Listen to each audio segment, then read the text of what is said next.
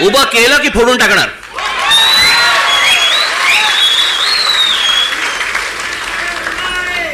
मला स्वतःला मुख्यमंत्री करा म्हणून किती लाचारी करायची. बरं, हे वरती पंतप्रधान देखील माहिती नसेल की खाली काय चाटुगिरी चालू आहे. इथपर्यंत हे कशात नाही येतं. ही सत्ता डोक्यात गेली ना की आम्ही वाटेल ते करू. शिवाजी महाराजांचे गडकिल्ले असू देत, काही असू देत, मला मुख्यमंत्रीपद मिळालं पाहिजे, मला सत्ता मिळाली पाहिजे, मला जे समोर दिसेल ते मला मिळालं पाहिजे. याच्यासाठी ज्यांना ज्यांना काही मला खुश करता येईल ते मला खुश करावं लागेल. मुंबईमधल्या जागा द्यायच्या आहेत, अडाणीला देऊन टाका, तो बोट ठेवेल तिकडे जागा देत आहेत. हे सगळं येतं सत्तेतून. सत्ता येते याच्यातून. म्हणून तुम्हाला बारीक लक्ष ठेवायला लागणार आहे. आणि याच्यासाठी म्हणून तो आपला उद्याचा 1 तारखेचा आपण मोर्चा काढतो आहोत. दणदणीत मोर्चा झाला पाहिजे. दिल्लीपर्यंत कळलं पाहिजे महाराष्ट्रामध्ये काय आग पेटली ती.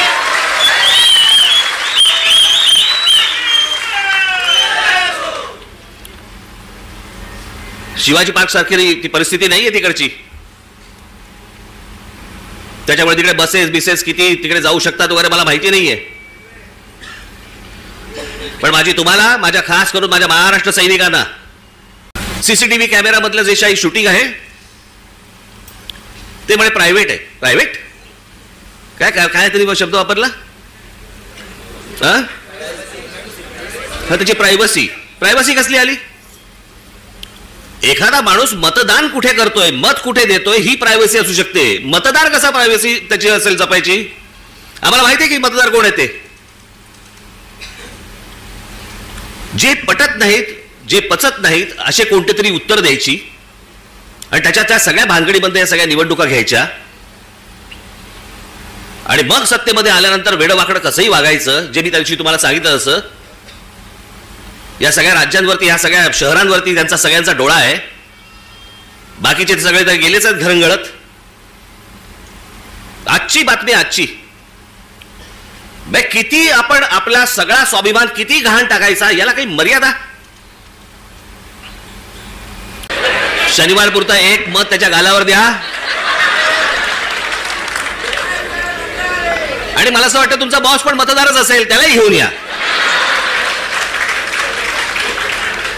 पण हे जे चाललंय हे या महाराष्ट्रातल्या, या देशातल्या प्रामाणिक मतदाराचा अपमान सुरू आहे. तो मतदार उन्हातानामध्ये रांगेमध्ये उभा राहतोय. त्याला ज्याला हवंय त्याला तो मतदान करतोय. पण येणारे जर समजा रिझल्ट समजा विचित्र लागणार असतील तर मला असं वाटतं की त्याच्या तो मताचा अपमान आहे. हे सगळं सुधारलं पाहिजे. हे सगळं नीट झालं पाहिजे. या देशातल्या निवडणुका पारदर्शक पद्धतीने झाल्या पाहिजेत. उद्या जय कोणाचा पराजय कोणाचा आहे ते निवडणुकीनंतर बघता येईल. पण निवडणुका तरी पारदर्शक झाल्या पाहिजेत. हे मशीन्स तर कुठेच नाही जगात. अमेरिकेसारख्या देशामध्ये, सगळ्या पुढारलेल्या देशांमध्ये आजही तिथे बॅलेट पेपरवरती सगळे मतदान होतात. 3-4 देश आहेत जिकडे वोटिंग मशीन वापरलं जातं. तेही कुठे? आफ्रिकेत. पण जेवढे म्हणून पुढारलेले देश या जगामध्ये आहेत त्या सगळ्या ठिकाणी बॅलेट पेपर वापरला जातो. बरं, हे मी एकटा नाही बोलत आहे. हे पंतप्रधान नरेंद्र मोदी देखील बोललेत. त्यांचाही एक व्हिडिओ माझ्याकडे आहे. माझ्याकडे खूप आहेत. पण मला असं वाटतं की ही गोष्ट तुम्ही सर्वांनी गांभीर्याने घेणं गरजेचं आहे. परवाचा मोर्चा झाल्यानंतर तुम्हाला प्रत्येकाच्या यादी, आज सर्व इथे शाखाध्यक्ष आणि सगळे मुंबईचे, ठाण्याचे, नवी मुंबईचे अनेक जण आलेले इथे. घराघरामध्ये जा. तुम्हाला चेहरे कळले पाहिजेत. आमचा गजानन कुठे गेला? काळे गजानन, आमच्या गजानन ते काल एक गोष्ट शोधून काढली. तिकडे नवी मुंबई महानगरपालिकेचे आयुक्तांच्या बंगल्यावरती आयुक्ताच्या बंगल्यावरती 550 मतदारांची नोंदणी आहे. नवी मुंबई महानगरपालिकेच्या आयुक्ताच्या बंगल्यावर. तुझ्या इकडेच का काय? आता मला आठवत नाही बघा. परवा दिवशी कुठेतरी एकाचा पत्ता सुलभ शौचालयाचा आहे. चला बसला असताना सही घेतली काय?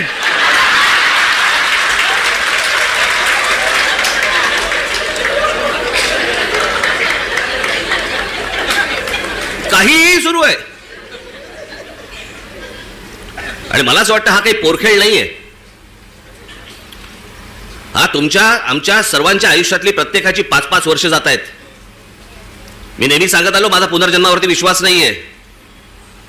या जन्मामध्ये ज्या काही गोष्टी आहेत तुमच्या, या महाराष्ट्राचं भलं झालं पाहिजे, या महाराष्ट्राचं काही चांगलं झालं पाहिजे, याच्यासाठी म्हणून मी स्वप्न पाहतोय, तुम्ही स्वप्न पाहतात. आणि त्या स्वप्नांची जर राख रांगोळी जर समजा ही मशीन्स करणार असतील, काय उपयोग आहे निवडणुकांना? आणि म्हणून मला तुम्हाला फक्त सांगायचं आहे की परवाच्या मोर्चात दणदणीतपणे तुम्ही याच, पण त्याच्यानंतर घराघरामध्ये जाऊन तुम्हाला चेहरे कळले पाहिजेत, कोण मतदार आहेत, कोण उतरतायत, कोण जात आहेत. हे प्रत्येक ठिकाणी जे सगळे दुबार बिबार भरलेत, हे सगळे नष्ट केले पाहिजेत.